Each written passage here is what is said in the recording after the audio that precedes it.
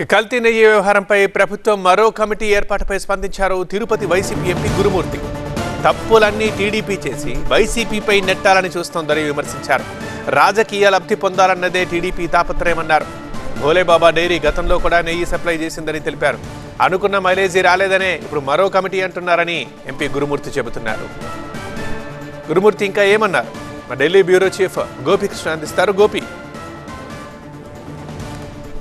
తిరుమల లడ్డూ కల్తీ వ్యవహారానికి సంబంధించి సిట్ ఇచ్చిన నివేదికను ఆధారంగా చేసుకుని మరొక కమిటీ, ముఖ్యంగా ఎవరైతే అక్రమాలకు అలాగే ఇందులో తప్పు చేశారు అని భావిస్తున్నారో సో వాళ్ళని శిక్షించేందుకు మళ్ళీ ఒక కమిటీని కాన్స్టిట్యూట్ చేయాలని చెప్పి ఆంధ్రప్రదేశ్ కేబినెట్ నిర్ణయం తీసుకోవడం జరిగింది. ఈ అంశానికి సంబంధించి మనతో మాట్లాడేందుకు తిరుపతి ఎంపీ గురుమూర్తి గారు ఉన్నారు. సార్, ఇప్పటికే కల్తీ నెయ్యి వ్యవహారం పైన సిట్ ఇన్వెస్టిగేషన్ పూర్తవుతుంది, ఛార్జ్ షీట్లు ఫైల్ చేశారు. సో ఇప్పుడు ఆ ఛార్జ్ షీట్ ఆధారంగా చేసుకుని మళ్ళీ ఒక షార్ట్ టర్మ్ కమిటీ ద్వారా ఎవరైతే తప్పులకు పాల్పడ్డారో వాళ్ళని శిక్షించేందుకు ప్రభుత్వం చర్యలు తీసుకోబోతుందన్నారు. దీని గురించి మీరేమంటారు?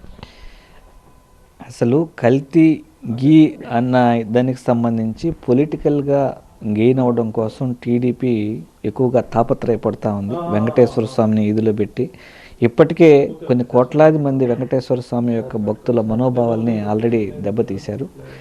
అసలు యాక్చువల్గా ఈ భోలేబాబా డైరీ అనేది 2018 అంటే టీడీపీ హయాంలోనే ఇది పార్టిసిపేట్ చేసి కాంట్రాక్ట్ దక్కించుకునింది అని సాక్షాత్తు సిబిఐ సిట్, ఎవరైతే టీడీపీ ప్రస్తుతం ఉండే టీడీపీ గవర్నమెంట్ వేసినటువంటి సిట్టు, అలాగే కేంద్రం నుంచి వచ్చినటువంటి సిబిఐ ఆఫీసర్లు కలిసి ఆల్రెడీ వాళ్ళు ఇచ్చినటువంటి నివేదికలోనే దాంట్లో క్లియర్గా ఉంది. అలాగే ఏదైతే ట్యాంక్స్ని రిటర్న్ పంపించారో ఆ ట్యాంక్స్ని మళ్ళీ ఈ టీడీపీ ప్రభుత్వంలో ఉన్నటువంటి ఈ అధికారులు, ఈ బోర్డే మళ్ళీ అనుమతించి మళ్ళీ ఆ నేనే వాడారని ఆ ఛార్జ్ షీట్లో ఉంది. సో తప్పులన్నీ కూడా తెలుగుదేశం ప్రభుత్వమే చేసి పక్క పార్టీకి నెట్టాలని చూస్తూ ఉంది.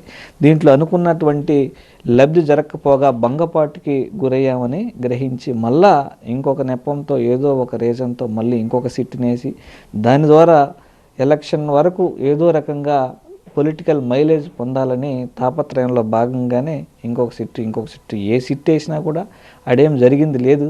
కాకపోతే వెంకటేశ్వర స్వామిని ఎక్కువ కాలం వీధిలో పెట్టి దాని ద్వారా ఏదో రకంగా పొలిటికల్ గెయిన్ కావాలనే ఒక నెపమే తప్ప ఇంకొకటి ఏం కాదు.